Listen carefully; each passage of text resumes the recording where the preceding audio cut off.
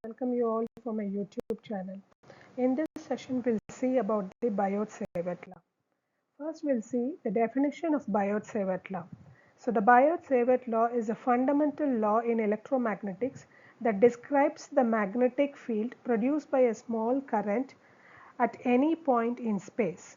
It forms the basis for calculating the magnetic field due to current carrying conductors.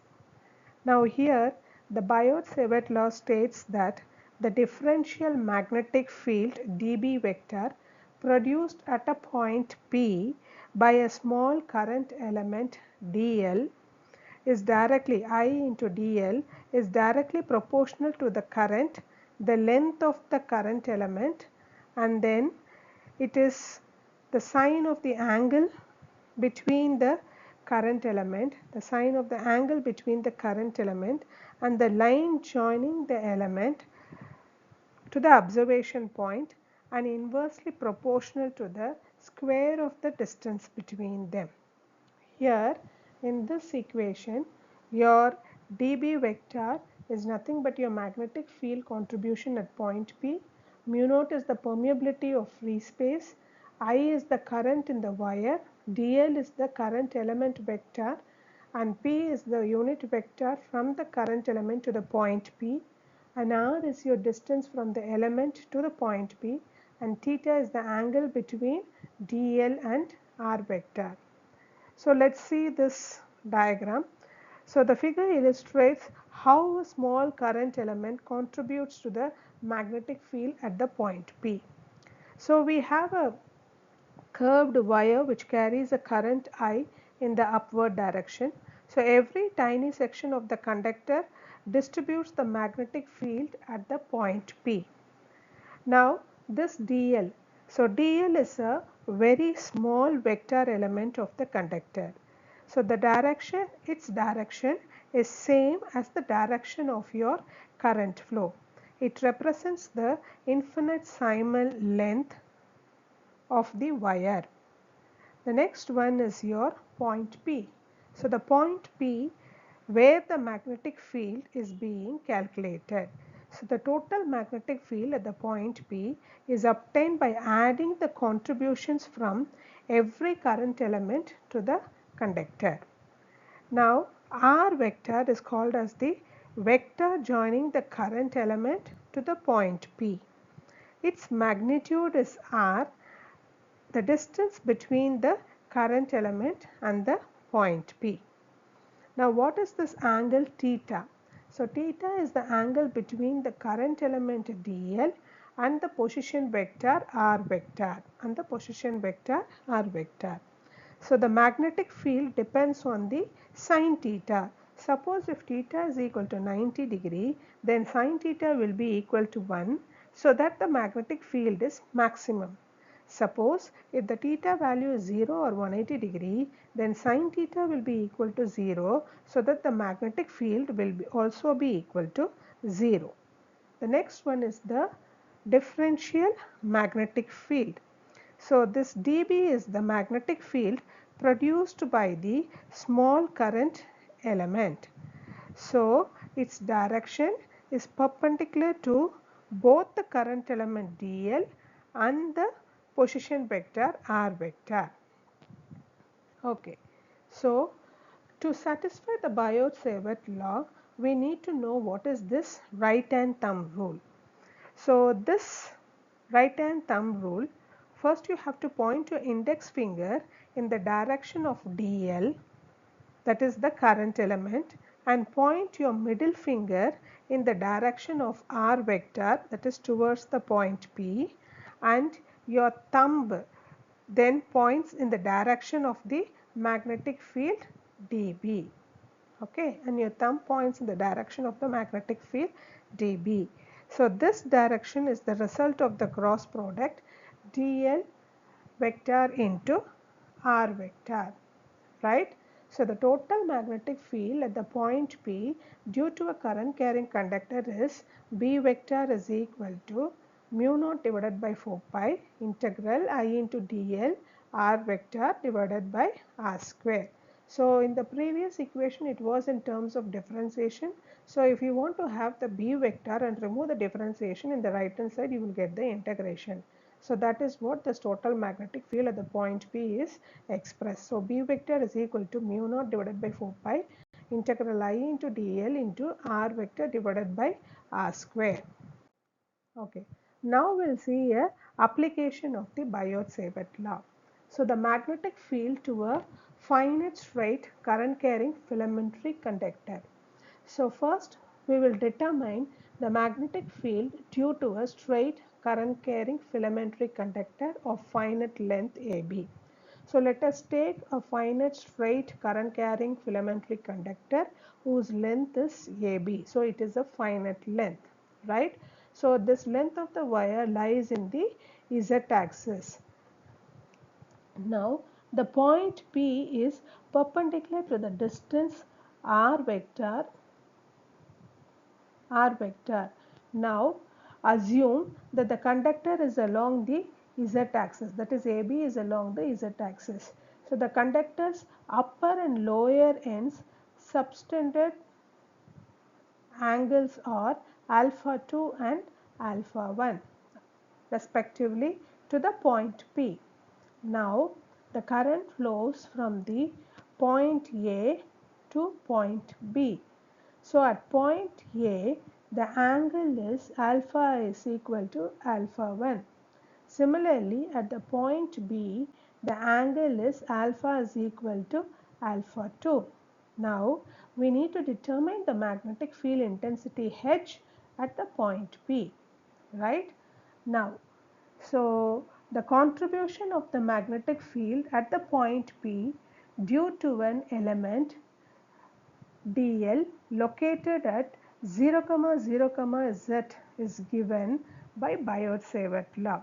Since the entire filamentary wire is present in the z-axis, the parameters are 0, 0, z because x is equal to 0, y is equal to 0 and the length of the wire lies in the z-axis, so it is 0, 0, z.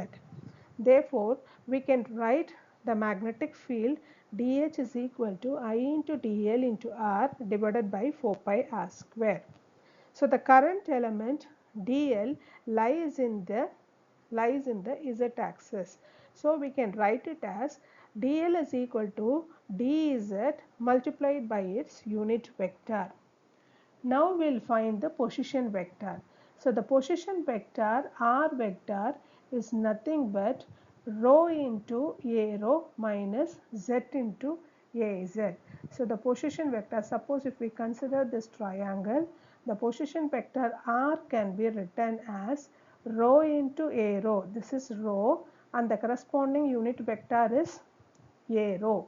Similarly, this is z and the corresponding unit vector is az. So we can write the position vector r vector is equal to rho into a rho minus z into az. Now we will try to write what is your dl into r vector. So dl into r vector lies in this equation 1. dH is equal to I dl into r divided by 4 pi r square. So right now we have found what is our r vector. Now we will try to find what is our dl into r vector. So dl into r vector is nothing but we know from here dz into az unit vector.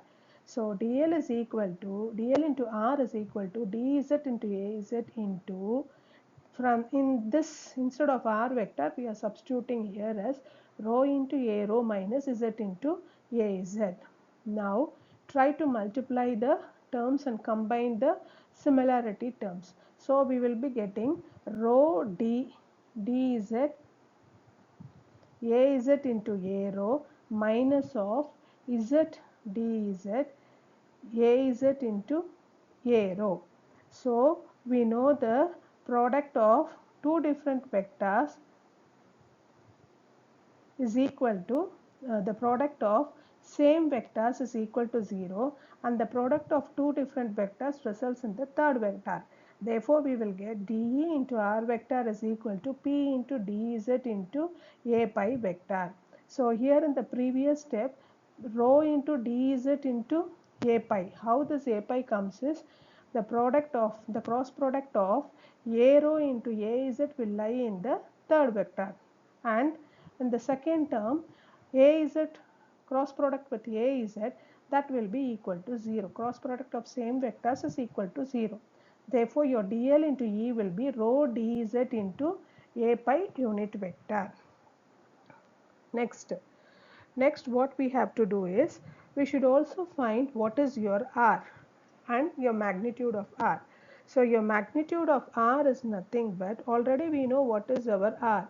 So magnitude of unit vector is equal to 1. Therefore magnitude of R is equal to square root of rho square plus z square.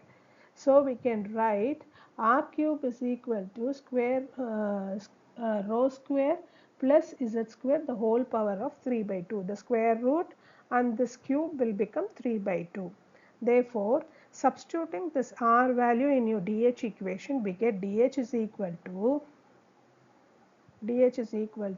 I into, instead of dl into r, we substitute rho into dz into az unit vector. So I rho into dz into a pi unit vector, the whole divided by 4 pi r square. Instead of r square, r cube. So instead of r cube, we will replace with rho square plus z square into the power of 3 by 2. Right. Now using the relation z is equal to minus rho into cot alpha. So for this triangle, we need to find what is our cot alpha. So z is equal to this is your z axis. So z is equal to minus rho into cot alpha.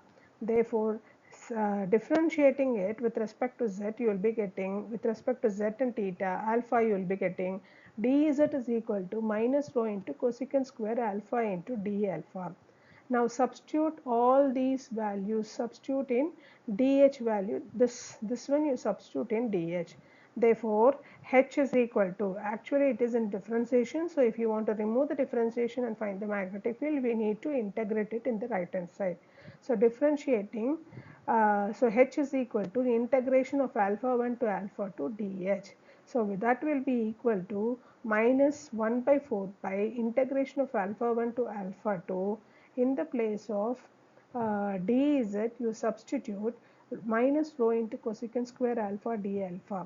Therefore, on substituting, you will be getting rho square cosecant square alpha d alpha a pi unit vector, the whole divided by rho square plus rho square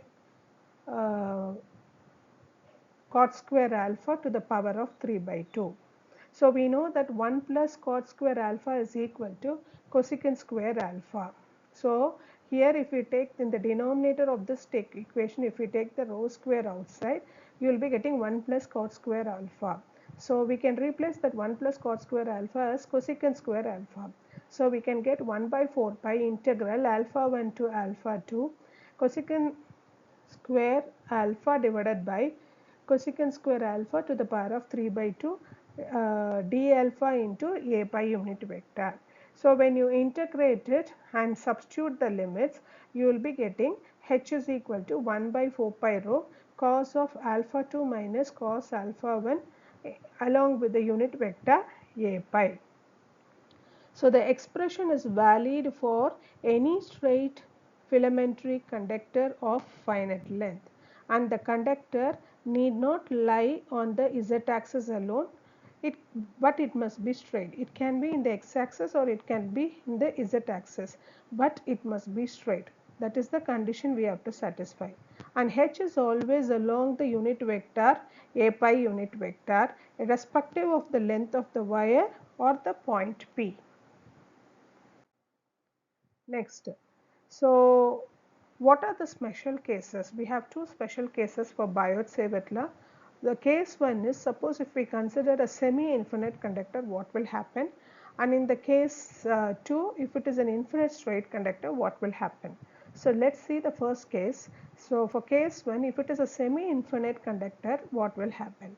So when the conductor is semi-infinite with respect to the point P, So the point A will be 0, 0, 0 and the point B will be 0, 0, infinity.